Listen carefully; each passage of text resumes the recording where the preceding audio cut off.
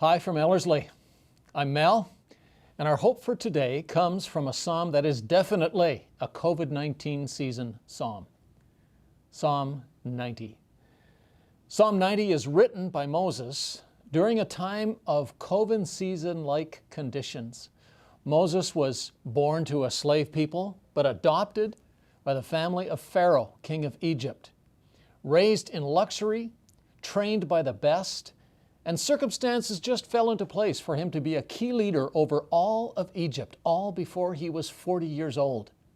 It was heady stuff.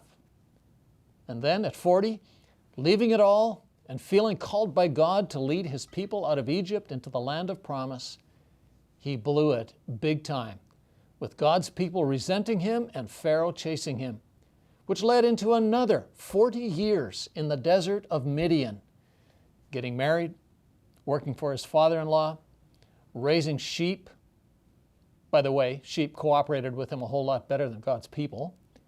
And then, at 80 years old, reluctantly taking over again to follow God in leading his people out of slavery into the promised land.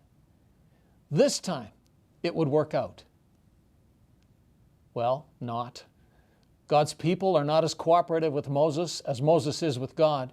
And once again, several months into the journey, they decide to say no to taking the last step into the land of promise. And Moses spends the final 40 years of his life, 40 years, leading God's people in a time of wilderness wandering. And it's during a time of wilderness that he writes Psalm 90, a psalm that comes out of his own personal engagement with God, his base camp time with God, as we say here at Ellerslie, reflecting about God and his people. Psalm 90, verse 1. Lord, you have been our dwelling place throughout all generations. Before the mountains were born, or you brought forth the whole world, from everlasting to everlasting, you are God. You turn people back to dust, saying, return to dust, you mortals. 1,000 years in your sight are like a day that has just gone by, or like a watch in the night. Yet you sweep people away in the sleep of death. They are like the new grass of the morning. In the morning it springs up new, but by evening it is dry and withered. Can you see what's on Moses' mind as he thinks of God and people? Death. He's seen a lot of it in the wilderness. Some people estimate that there was about 100 funerals per day on average. And so the first part of the psalm talks a lot about mortality. And it gets even more morbid as he goes on. In verse 7, he said, the best of us are but trouble and sorrow will quickly pass and fly away. So what hope is that? Well, one of the things this causes Moses to do is to decide to live humbly before God. I heard someone say last week that during this COVID season, people may not be turning to God, but they are certainly realizing they're not God. Now, if that was the case, that would be a good start. But the question is, are we becoming more humble before God?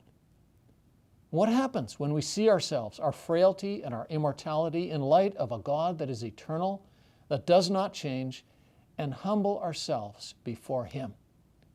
Well, that's where he begins in verse 12. Teach us to number our days, that we may gain a heart of wisdom. As mortals, we don't have that many days to live. And in much of what we do, and through much of what happens to us, well, as Tim Keller puts it in his reflection on this Psalms, we are painfully reminded that our lives are exercises in disintegration. We are wearing down and wearing out until we return to dust again. But this verse gives us the other side. We are stewards of each day, of every day. And so to be humble before God is to say, Lord, help me to make today count in some way for you and for eternity.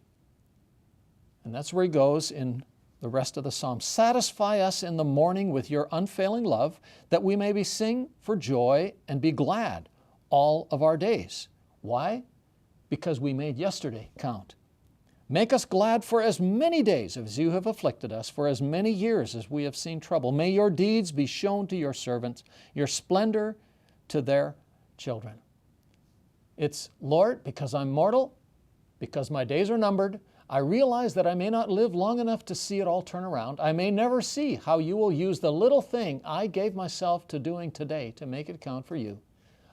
I may never see it pay off, but because you are eternal, because you do not change, I will trust that you will use the little bit I did for you today as one little brick in the wall, as one little seed in the soil, as one little thread in the picture you are weaving for eternity and for your kingdom. And so he comes to the last line of that psalm. May the favor of the Lord our God rest on us. Establish the work of our hands for us. Yes, establish the work of our hands. I love that. Because remember what it was their work was? Daily? Doing funerals, burying people. Establish the work of our hands. Make it meaningful. Make it successful. Make this meaningful for us as your people. You know, in a time when the little things we do are not seen by anyone, it's a time when we discover whether we believe that the only thing that matters is what God sees. And He does see. He sees the effort you are putting in, even to do one little thing to make today meaningful to Him, meaningful for somebody else. He sees whether you are doing the one little thing for Him.